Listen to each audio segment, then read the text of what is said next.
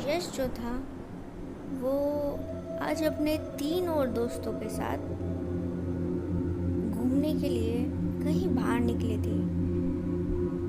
यश ने कहा कि काफ़ी वक्त हो गया है यार, कहीं बाहर घूमने के लिए चलते हैं। तो ऐसे में उन लोगों ने सोचा कि चलो भाई, अब हमारा दोस्त कह रहा है तो हम सब मिलकर एक साथ चलते हैं कहीं घूमने के लिए। तो वो जब रास्ते पे जा रहे थे तो क्या हुआ कि अचानक से ही मौसम जो था वो परिवर्तित हो गया। मतलब कि अभी तो खिली खिली धूप थी, अचानक से ही मतलब जैसे ही शाम ढली वैसे ही मौसम एकदम तूफानी हो गया, तेज़ बारिश होने लगी। तो आगे जाकर रास्ते से गुजरते हुए उन्होंने क्या देखा कि रास्ते के मतलब साइड में एक बड़ी ही खूबसूरत सी लेकिन डरावनी हवेली है, जिसे देखकर चारों के मन में अलग अलग विचार आए। जो कि यश को तो वो हवेली बहुत खूबसूरत लग रही थी, लेकिन वहीं उसके जो बाकी तीनों दोस्त थे उन्हें वो हवेली डरावनी लगी। तो उनमें से जो पहला था उसने कहा, यार मुझे कोई 1 लाख रुपए भी देना तो भी मैं इस हवेली में ना रुकूं, कितनी डरावनी है। तो चारों दोस्त आपस में यूं ही बातें करते हुए जा रहे थे अपनी गाड़ी में। तो आगे जाकर क्या देखते हैं कि रास्ते के बीचों बीच एक बड़ा सा पेड़ गिरा हुआ है। तो यहाँ पर अब जो उनकी गाड़ी थी वो आगे तो नहीं बढ़ सकती थी, और पेड़ जो था ये इतना बड़ा था कि वो चारों मिलकर भी अगर कोशिश करते तो वो उनसे टस से मस नहीं होने वाला था। अब चारों जो थे सोचे कि चल भाई, यहीं पर अपने गाड़ी रोककर हम रहते हैं, देखते हैं कल सुबह तक। और तभी वहाँ पर एक दूसरी गाड़ी में एक बंदा आकर रुका। तो वो भी वहीं आकर रुक गया पेड़ की वजह से कि भाई अब गाड़ी तो आगे जा नहीं सकती, तेज़ बारिश हो रही है, तूफानी रात है। तो तभी वो आदमी कहता है कि उन लोगों से क्यों नहीं हम पीछे जो हवेली है आज रात वहाँ चलकर रहते हैं। वैसे भी ये तूफ़ान बहुत तेज़ है, बारिश बहुत तेज़ हो रही है और रास्ते के दोनों ओर बड़े बड़े विशाल पेड़ हैं। इस रास्ते पर रात में रहना ठीक नहीं है, क्या पता कोई पेड़ टूटकर हमारी कार पर ही गिर जाए। तो वो चारों दोस्त थोड़ा सोच में पड़ गए। यश को तो उस आदमी की बात ठीक लगी, लेकिन जो बाकी तीनों दोस्त थे उन्हें वो बात थोड़ी हजम नहीं हुई, क्योंकि उनको तो वो हवेली काफ़ी डरावनी लग रही थी। लेकिन फिर यश के कहने पर तीनों दोस्त मान जाते हैं। तो उस अनजान शख्स के साथ वो अपनी गाड़ी को रिवर्स में लेते हैं और उस हवेली में पहुंचते हैं। तो वो हवेली का जो मेन गेट था, यश अपनी कार से उतरता है और उस मेन गेट को खोलता है। उसके बाद वो जो दोनों कार थी वो अंदर की ओर लेकर चले जाते हैं। अब कार वो रोककर फिर जो हवेली का दरवाज़ा था वहाँ पर पहुँचे। तो देखते हैं कि दरवाज़ा जो था उस पर कोई ताला नहीं लगा था, वो जस्ट ऐसे ही बंद था, ना उसकी कोई कुंडी लगी थी। तो फिर वो जैसे ही अपना पहला कदम दरवाज़ा खोलकर हवेली का अंदर रखते हैं तो उन्हें महसूस होता है कि हवेली में शायद कोई नहीं है, हवेली एकदम खाली पड़ी है। उन्होंने देखा कि हवेली में चारों ओर मकड़ी के जाले, धूल वगैरह थी, तो जिससे साफ पता चल रहा था कि हवेली जो है लंबे वक्त से बंद है, वहाँ कोई नहीं रहता है। तो यश कहता है, चलो गाइस, अब यहीं पर आज रात हमें रहना होगा, तो यहीं पर बैठकर बातचीत करते हैं। तो वहीं हॉल में सोफ़े पड़े हुए थे, तो वो लोग सोफ़ों को साफ करते हैं अपने रुमाल वगैरह से और बैठ जाते हैं। तो यहाँ यहाँ पर मतलब यश जो था, वो जो अनजान शख्स था, उससे यूँ ही बातों बातों में उसका नाम वगैरह पूछता है। तो वो आदमी बड़ा ही अजीब सा उसका चेहरा बना हुआ था। वो उनके किसी भी सवाल का जवाब नहीं देता, ना ही अपना नाम बताता है, ना ही कि मैं कहाँ से हूँ, कौन हूँ, कुछ नहीं बताता उनके पूछने पर भी। तो वो जो चारों दोस्त थे वो मन ही मन सोचते हैं बड़ा ही अजीब इंसान है यार, कैसा मतलब यहाँ हम इतने बोर हो रहे हैं और बातें करने के लिए मरे जा रहे हैं, और ये आदमी तो एकदम से ऐसे चुपचाप बैठा है, अजीब सही है। तो जो चारों दोस्त थे वो तय करते हैं कि भाई नींद तो आ नहीं रही है, एक काम ही करते हैं, एक हवेली घूम कर आते हैं, इसमें टाइम पास भी हो जाएगा। तो चारों दोस्त जो थे वो जैसे ही हवेली घूमने के लिए ऐसा सोच खड़े होते हैं, तो यश जो था वो उस आदमी से पूछता है कि आप भी हमारे साथ चलिए, हवेली घूमते हैं, थोड़ा टाइम पास हो जाएगा। तो आदमी जो था वो कहता है कि नहीं, मुझे तो बहुत नींद आई है, मैं तो यहीं सोफे पर पड़कर अब सोने वाला हूँ, तुम लोगों को जहाँ जाना है जाओ। तो वो लोग कहते हैं ठीक है भाई, तुम्हें सोना है सो, हमें तो नींद नहीं आई है, हम तो हवेली घूमने के लिए जाएंगे। तो फिर यश और उसके तीनों दोस्त वो हवेली घूमने के लिए चल पड़े। वहीं हवेली में यहाँ वहाँ भटक रहे थे, घूम रहे थे कि एक कॉरिडोर था, चारों उसमें जैसे चल रहे थे। तो जो उनका तीसरा दोस्त था यश का, एकदम से उसे ऐसा लगता है जैसे कि किसी ने उसे पकड़कर रोक लिया और आगे ना बढ़ने दे रहा।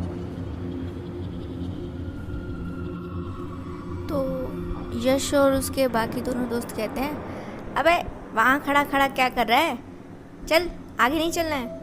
तो वो जो तीसरा दोस्त था यश का, वो बोला यार मैं तो चलना चाहता हूँ, पर ऐसा लग रहा है जैसे कि मतलब किसी ने मुझे पकड़ रखा हो और आगे ना बढ़ने दे रहा हो।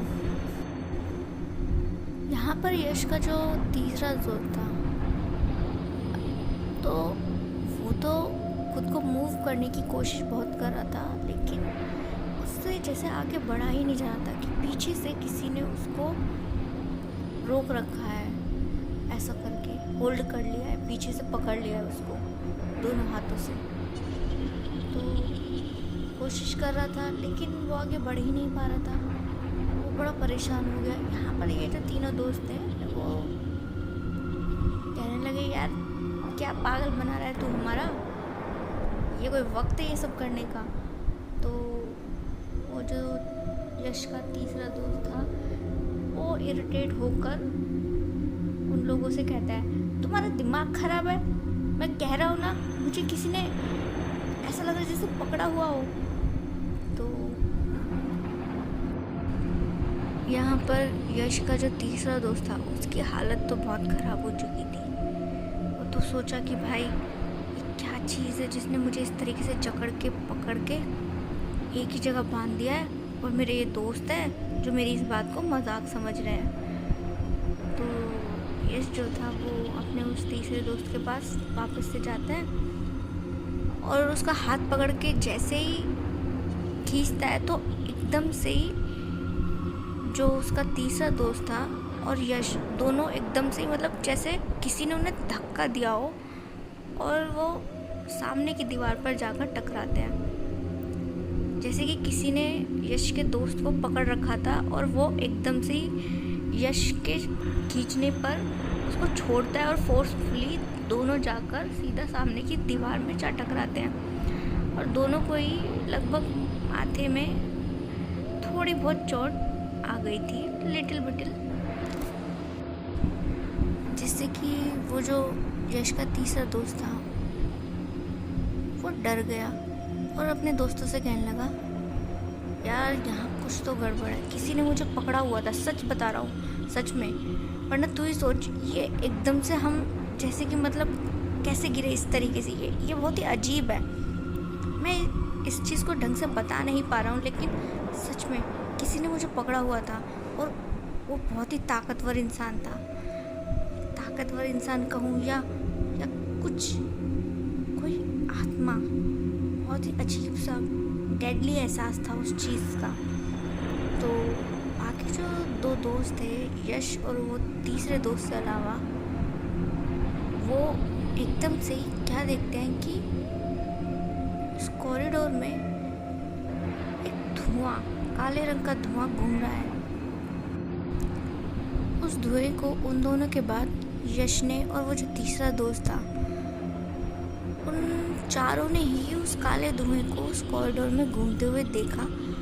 तो चारों एकदम से मतलब कि भैया ये क्या चीज़ है, ये कैसा धुआं है काले रंग का जो हमारे आसपास घूम रहा है। वो घबरा गए चारों के चारों। तो वो वापस से कि भैया घूमना वूमना कैंसिल, यहाँ से निकलना चाहिए। तो वो उस कॉरिडोर से निकले, सीढ़ियों से होते हुए वापस से हॉल में आए। तो क्या देखते हैं कि वो जो अनजान शख्स था वो तो अब अपनी जगह है ही नहीं, मतलब कि वो तो गायब है। अब उन्हें लगा कि भाई बंदा लगता है हल्का होने गया होगा, लू वगैरह गया होगा, तो हम यहीं बैठकर उसका इंतज़ार करते हैं और कोई कहीं नहीं जाएगा। इस हवेली के अंदर कुछ तो मतलब गड़बड़ है, तो कोई भी कहीं अकेला नहीं जाएगा और हम अब यहीं बैठ। फिर यश और उसके तीनों दोस्त वहीं सोफे पर बैठे हुए थे। वो इंतज़ार में थे कि वो जो अनजान शख्स उनके साथ उस हवेली में आया था वो अब लौटे तब लौटे, लेकिन काफ़ी देर हो गई और वो लौटा ही नहीं। उन्हें बड़ा अजीब लगा कि पता नहीं यार ये आदमी कहाँ चला गया, कहीं हवेली से बाहर तो नहीं गया। लेकिन उन्होंने ध्यान दिया कि हवेली का जो दरवाज़ा था या कोई दूसरी खिड़की वो सब अंदर से ही बंद है, तो बाहर तो जाने से रहा। तो उन्हें लगा कि कहीं वो इसी हवेली में कहीं मुसीबत में ना हो।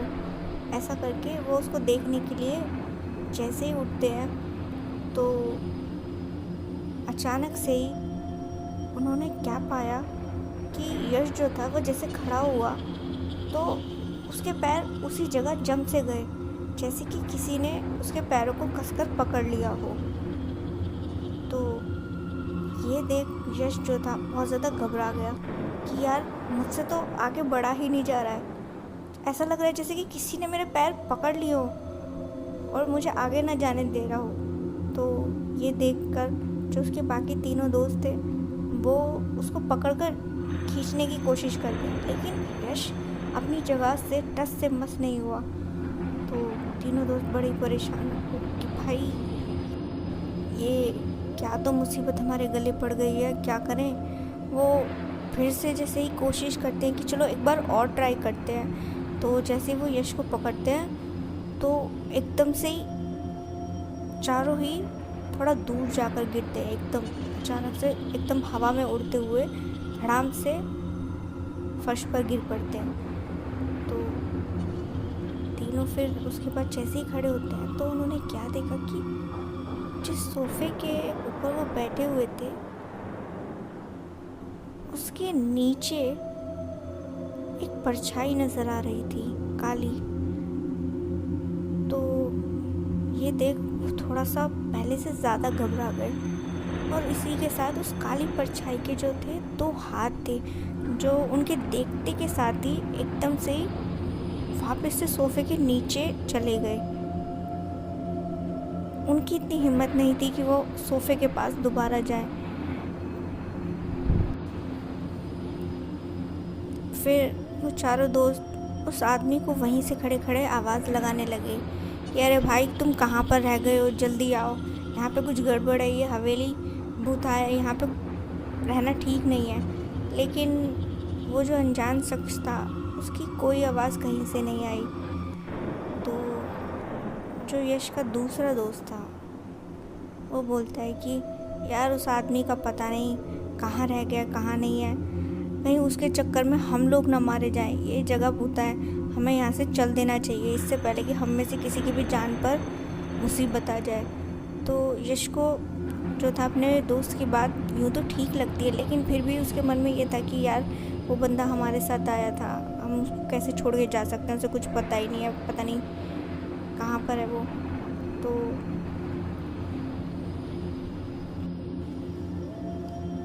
यूँ ही था कि वो लोग सोचते हैं कि चलो भाई एक बार और ट्राई किया जाए, उसको देखते हैं कि हवेली में यहाँ वहाँ मिल जाए।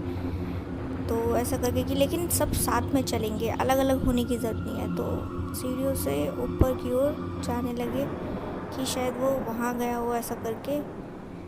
तो वो जैसे ही सीढ़ियों से जा रहे थे तो जो उनका जो दोस्त था तीसरा वाला, तो उसको अचानक से ही पता नहीं क्या हो गया, वो एक ही जगह एकदम गुमसुम सा खड़ा हो गया। तो यश ने देखा कि उसका जो चेहरा था वो पहले से कुछ डिफरेंट लग रहा था, मतलब जैसे कि वो उनका दोस्त ना हो, कोई और ही हो। तो वो एकदम से उससे थोड़ा दूर हट गए। उसकी आंखें पहले से ज़्यादा लाल और डरावनी लग रही थी। तो यश जो था उसने कहा अपने बाकी दोस्तों से कि यार मुझे लगता है कि इस पे किसी बुरी आत्मा ने कब्जा कर लिया है, अब क्या करें, कैसे करें, मतलब इसको उस आत्मा से कैसे छुटकारा दिलाएं।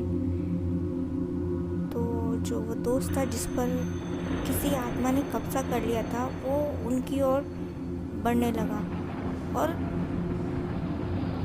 बढ़ते बढ़ते मतलब कि उसने एकदम से यश का गला पकड़ लिया। तो बाकी जो दोस्त थे वो यश के साथ मिलके उसका गला छुड़वाने की कोशिश करते हैं, लेकिन उनका जो वो दोस्त था जिस पर आत्मा आई थी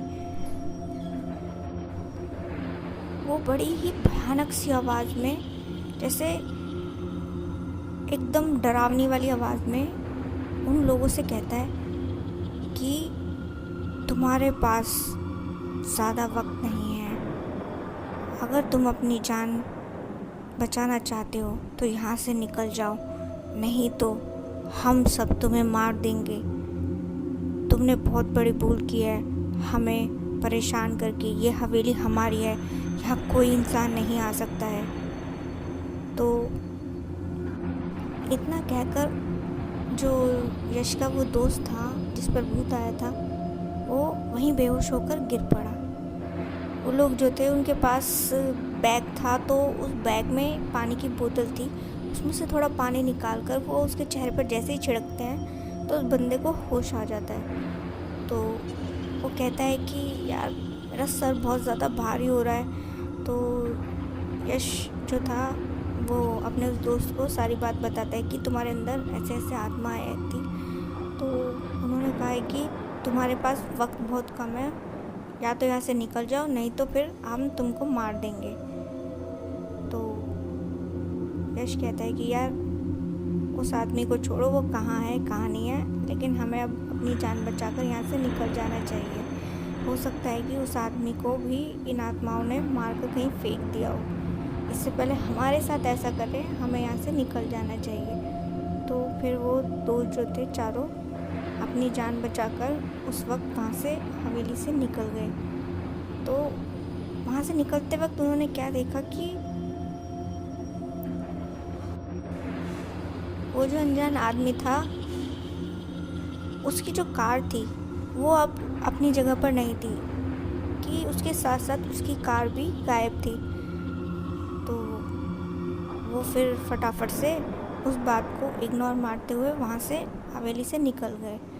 तो आगे जाकर रास्ते पे जैसे पहुँचे तो क्या देखते हैं कि भाई ये क्या, जिस पेड़ के चलते वो वहाँ पर रुके थे वो पेड़ तो अपने रास्ते पर है ही नहीं, मतलब गायब है। कि इस पर यश ने कहा चलो यार जो भी है सही है, अब हमें यहाँ से निकल जाना चाहिए, यहाँ इस एरिया में हमें नहीं रुकना है। तो वो फटाफट से अपनी कार की जो स्पीड है वो बढ़ाकर उस एरिया से आगे निकल जाते हैं। तो यहाँ पर उन चारों दोस्तों के साथ बुरा होते होते रह किशन पाल जी जो थे वो एक ट्रक ड्राइवर हुआ करते थे। ये कहानी जो है काफ़ी पुरानी है। तो एक बार की बात थी, जो किशन पाल जी थे रात के वक्त अपने ट्रक में सामान लोड करके जा रहे थे। उस वक्त उनके साथ वो इंसान भी था जिसने उन्हें ऑर्डर दिया था अपना कि ये सारा सामान फ़लानी फ़लानी जगह पर लेकर चलना है। वो जो इंसान था वो भी उनके साथ ही था। तो रात में दोनों जा रहे थे, तभी जो है किशन पाल जी वो जो मेन रास्ता था हाईवे का, उसको छोड़कर जंगल का एक छोटा रास्ता चुन लेते हैं, जिस पर वो आदमी जो था वो कहता है कि अरे भाई, तुमने वो रास्ता छोड़कर ये रास्ता क्यों चुन लिया है। उस आदमी की बात सुनने पर किशन पाल जी कहते हैं कि आप तो जानते ही होंगे कि वो वाला जो रास्ता है हाईवे वाला, वहाँ पर कुछ लुटेरे अक्सर लोगों को मिलते हैं जो उनका सामान वगैरह छीन लेते हैं। तो इस पर उस आदमी ने कहा कि हाँ, मैंने सुना है, चलो तो ठीक है। वैसे एक बात तो कहो, क्या ये जो जंगल वाला शॉर्टकट है, आज से पहले कभी तुम इस रास्ते पर गए हो? तो किशन पाल जी कहते हैं कि हाँ, पहले भी मैं कई बार इस रास्ते से गुजरा हूँ, तो आप चिंता बिल्कुल भी मत कीजिए।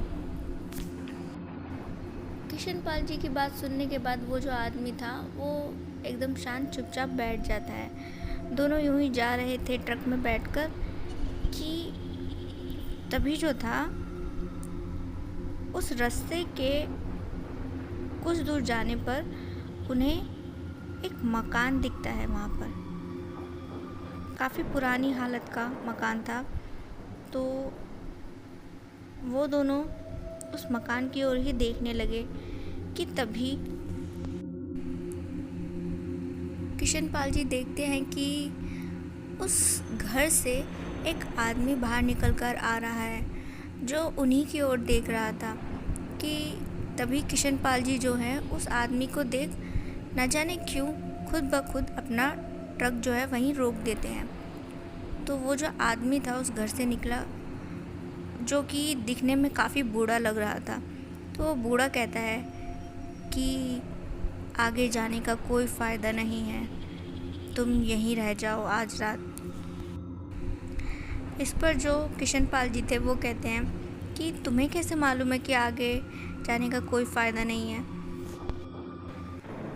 उस बूढ़े आदमी ने कहा कि हाँ, मैं सब कुछ जानता हूँ, अगर तुम यहाँ से आगे गए भी तो भी तुम्हें कोई फ़ायदा नहीं होगा, तुम्हें लौट कर वापस यहीं आना होगा।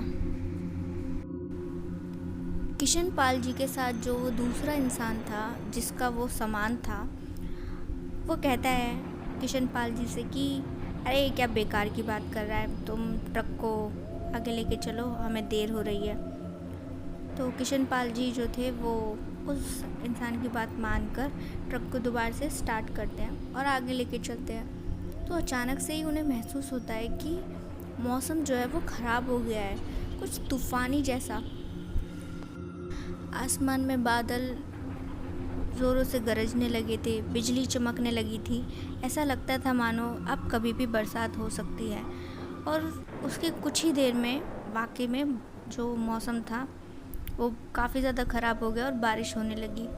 तभी वो रास्ते पर आगे क्या देखते हैं कि रास्ते पर जो है बड़े बड़े पेड़ गिरे हुए थे। अब उसके चलते तो वो आगे नहीं जा सकते थे। इतने में वो क्या देखते हैं कि वो जो झाड़ वगैरह पेड़ जो गिरे हुए थे रास्ते पर, उनके दूसरी साइड से कोई अजीब सा जीव जो था उन्हें घूर रहा है। उसकी दो लाल लाल आँखें उन्हें नज़र आ रही थी।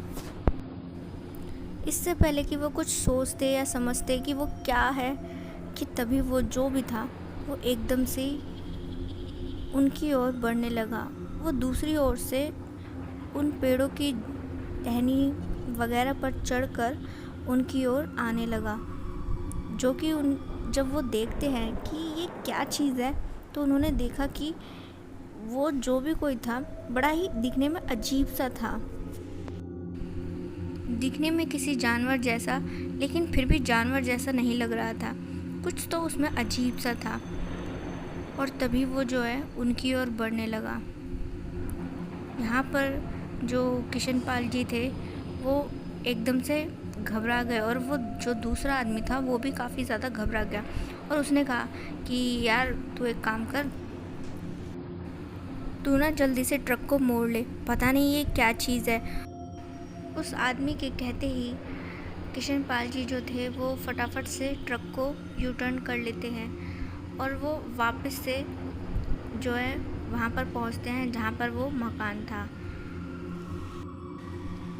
उन्होंने देखा कि वो जो बूढ़ा आदमी था अभी भी वहीं पर खड़ा हुआ है जहाँ उसे वो छोड़ के गए थे। तो जैसे ही वो फटाफट से अपने ट्रक से उतरते हैं और उस बूढ़े आदमी के पास पहुँचते हैं, तो उन्होंने देखा कि वो जो जानवर उनके पीछे आ रहा था वो अब काफ़ी दूरी पर ही उस बूढ़े आदमी को देखकर ठहर गया है। यहाँ पर किशन पाल जी जो हैं वो अपनी समस्या बताते हैं उस बूढ़े को। तो वो बूढ़ा हंसने लगता है और कहता है कि मैंने तो तुमसे पहले ही कहा था, अब चलो मेरे साथ घर के अंदर। फिर वो तीनों उस घर में चले जाते हैं। तो वो जो बाकी दोनों थे, किशन पाल और जो उनके साथ थे, वो उस घर को देखते हैं जो कि एकदम से मतलब जाले लगा हुआ था, साफ सफाई कुछ नहीं।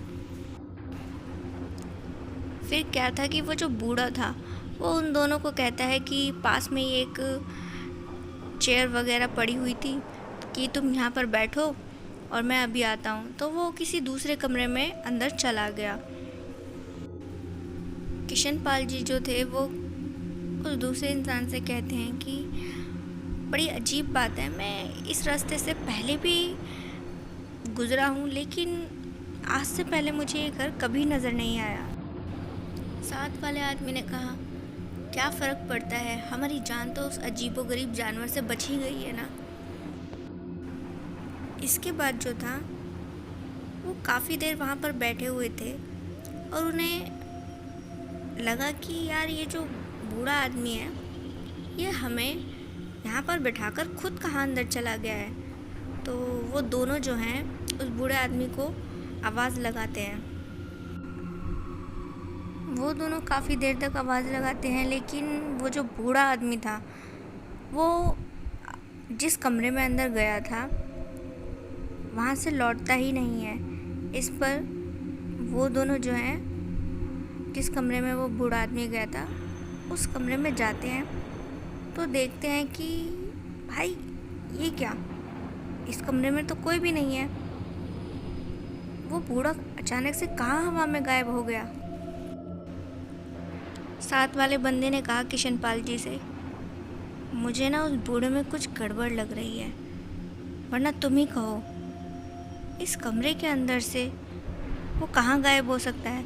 और हम दोनों ने ही देखा था कि वो इस कमरे में आया है, फिर अचानक से दीवार तोड़कर तो कहीं नहीं जा सकता, फिर कहाँ गया। किशन पाल जी कहते हैं कि आप सही कह रहे हैं, मुझे लगता है वाकई में उस बूढ़े में कुछ तो गड़बड़ है, हमें यहाँ से फ़ौरन निकल जाना चाहिए इससे पहले कि कोई मुसीबत हम पर आए। वो दोनों ही जैसे ही उस कमरे से निकल हॉल में पहुँचते हैं और फिर हॉल से मेन दरवाजे से बाहर की ओर अपना कदम रखने ही वाले थे कि पीछे से एक आवाज़ उनके कानों में पड़ती है, जो भी यहाँ आता है मेरी मर्ज़ी के बिना वापस नहीं जाता।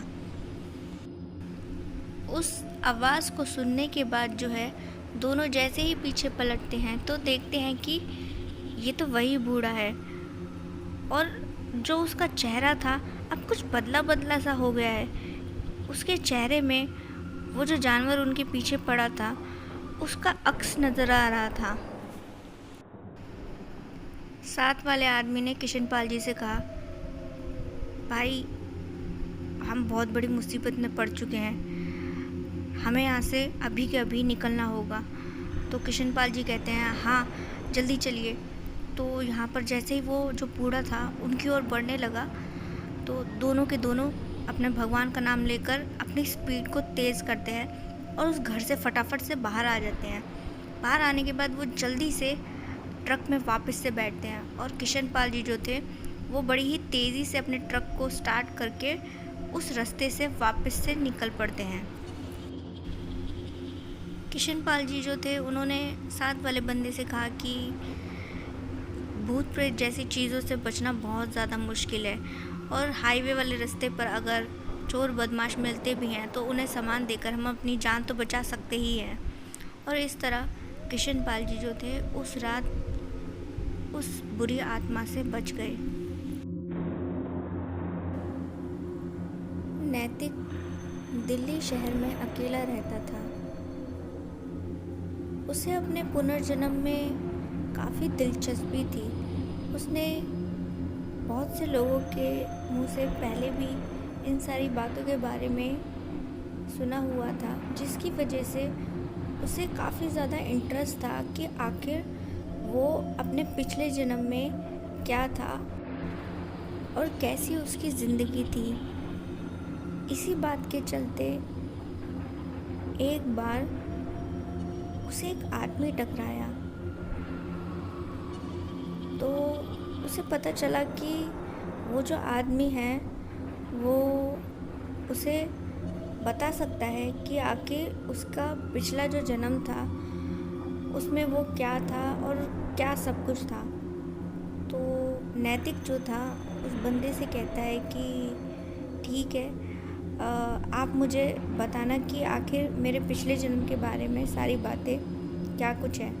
तो वो आदमी कहता है कि ठीक है, लेकिन ऐसे यहाँ पर नहीं, मेरा एक ख़ास जो अड्डा है, जो जगह है, तुम्हें वहाँ आना होगा, तभी मैं तुम्हें कुछ बता सकता हूँ। इस पर नैतिक ने कहा कि ठीक है, आप मुझे पता बताइए, मैं कल सुबह वहाँ आता हूँ। तो वो आदमी कहता है कि नहीं, सुबह में नहीं, ये सब काम जो होते हैं वो रात के अंधेरे में होते हैं। तुम मुझे रात को 12 बजे आकर मिलना, तभी कुछ हो सकता है। तो नैतिक जो था वो सोचता है कि यार ये आदमी कैसे अजीब सी बात कर रहा है, रात को 12 बजे, चलो लेकिन कोई बात नहीं, मुझे तो अपने पुनर्जन्म के बारे में जानना है। तो इस पर वो उस आदमी से कहता है ठीक है, आप मुझे अपना पता दे दीजिए, मैं कल रात 12 बजे वहाँ पर पहुँच जाऊँगा। फिर वो जो आदमी था नैतिक से कहता है कि मेरा पता लिखो। इसके बाद जो था उस आदमी ने नैतिक को जो पता बताया तो नैतिक थोड़ा सा उसको अजीब लगा कि जिस जगह के बारे में बता रहा है वो जगह तो बहुत ज़्यादा सुनसान है और सुनने में आया है कि उस जगह पर जल्दी से कोई इंसान नहीं फटकता है। वो जगह बहुत ही ज़्यादा वीरान और अजीबोगरीब है। इससे पहले कि नैतिक उस आदमी से कुछ और कहता या सुनता, उससे पहले ही वो आदमी अपनी गाड़ी में बैठकर वहाँ से निकल गया। फिर वहीं जब पूरा दिन गुजरा और फिर अगले दिन जब नैतिक रात को 12 बजे उस आदमी के बताई जगह पर पहुँचता है तो उसने देखा कि वहाँ पर कोई पुराना सा घर था और वो वहाँ पर जाकर उस घर के दरवाजे पर खटखटाता है। तो उसके बाद क्या था कि दरवाज़ा खुलता है तो उसने देखा कि सामने एक आदमी था, लेकिन ये वो आदमी नहीं था जिससे वो मिला था। तो तभी उसने वहीं से खड़े होकर घर के अंदर झांक कर देखा तो उसने देखा कि वहाँ पर 4 आदमी और बैठे हुए हैं और उन सभी ने मास्क वगैरह लगाए हुए थे। इसी के साथ उसने देखा कि जिस आदमी ने उसे बुलाया था वो भी वहीं बैठा हुआ है। फिर वो जो सामने दरवाजे पर आदमी खड़ा था उसने कहा, आप यहीं खड़े रहोगे या अंदर भी चलोगे? तो जो नैतिक था वो उसके साथ फिर अंदर चला जाता है।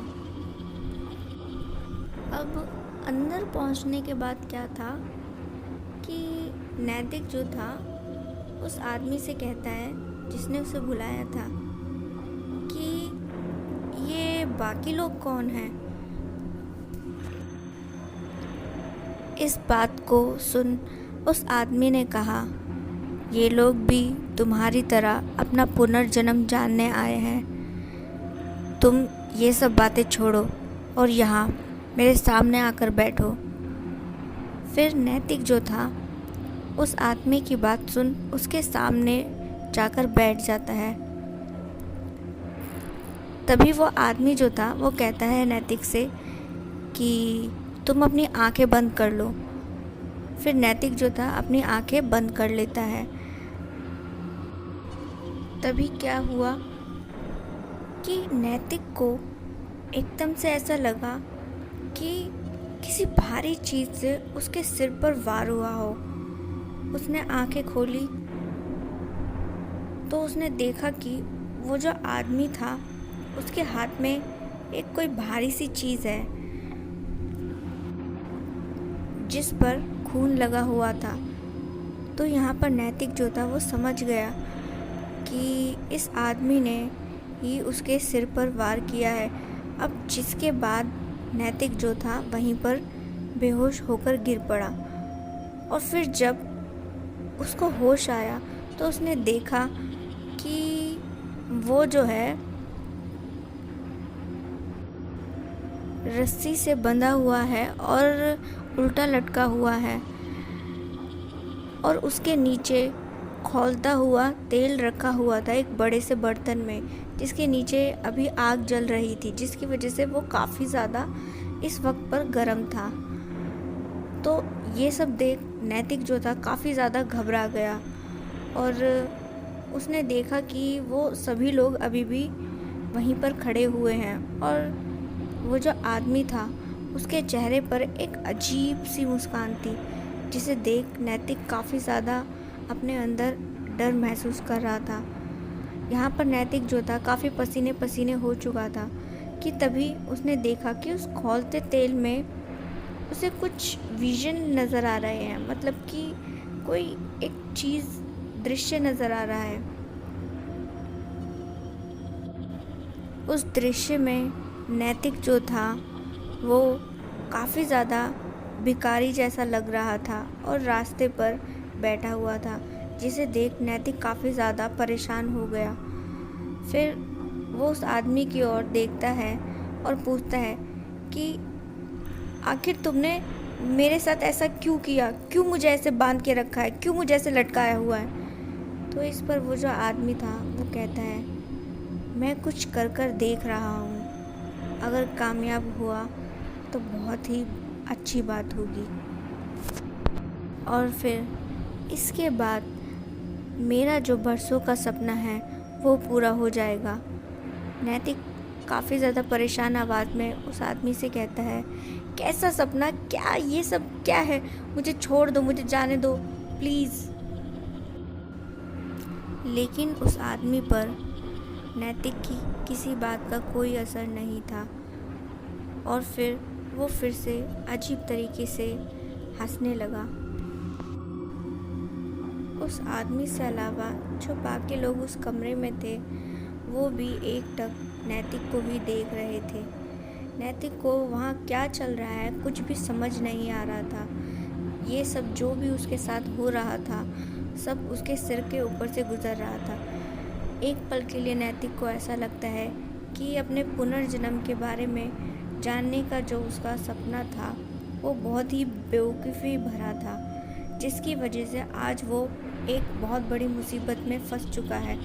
उसे नहीं पता था कि इसके बाद आगे क्या होने वाला है, क्या वो ज़िंदा बचेगा या नहीं। फिर अचानक से ही नैतिक को मन ही मन ख्याल आया कि कुछ भी हो जाए मैं पूरी कोशिश करूँगा खुद को बचाने के लिए। अब इस ख्याल के बाद नैतिक जो था वो कोशिश करने में लग जाता है। वो जो रस्सी से वो लटका हुआ था वो उसे पकड़कर ऊपर उठने की कोशिश करता है और वो जो आदमी था उसे ऐसा करते हुए बड़े ही आराम से देख रहा था, जैसे कि उसे कोई फ़र्क पड़ ही नहीं रहा था। तो कि तभी जब नैतिक खुद को छुड़ाने की कोशिश कर रहा था, तभी अचानक से वो आदमी जो था कुछ मंत्र से पढ़ता है, जिसके बाद उस कमरे में कुछ काली परछाइयाँ प्रकट हुई और वो काली परछाइयाँ नैतिक को परेशान करने लगी ताकि वो खुद को छुड़ाने की कोई कोशिश ना करे। ये काली परछाइयाँ और कुछ नहीं बल्कि भूत प्रेत ही थे। नैतिक को काफ़ी ज़्यादा डर लग रहा था, लेकिन उसने अपनी हिम्मत नहीं हारी और वो खुद को अभी भी छुड़ाने की पूरी कोशिश कर रहा था। उसके मन में था कि जो भी होगा देखा जाएगा, वैसे भी अब इसके आगे तो मौत मिलने ही वाली है, तो क्यों नहीं कोशिश करके देखा जाए। और जो नैतिक की कोशिश थी वो कामयाब रही और वो जल्दी से खुद को छुड़वाता है और उस जो घर है वहाँ से निकलकर भाग जाता है। उसने महसूस किया कि वो जो लोग उस घर में थे वो तो नहीं, लेकिन वो जो काली परछाइयाँ थी वो उसके पीछे अभी भी हैं, जिसकी वजह से वो काफ़ी ज़्यादा डरा हुआ था, लेकिन वो फिर भी रास्ते पर भागता रहा। भागते भागते जो था नैतिक एक मंदिर में पहुंच जाता है। वहीं उस रास्ते पर आगे जाकर एक मंदिर था, तो वो फटाफट से उस मंदिर में पहुंच जाता है। उस मंदिर में जैसे ही वो कदम रखता है तो उसने देखा कि वो जो काली परछाइयाँ हैं वो अचानक से ही हवा में गायब हो चुकी हैं। और फिर इसके बाद जो था नैतिक को काफ़ी ज़्यादा सुकून महसूस होता है। इस तरह नैतिक की जान बच गई।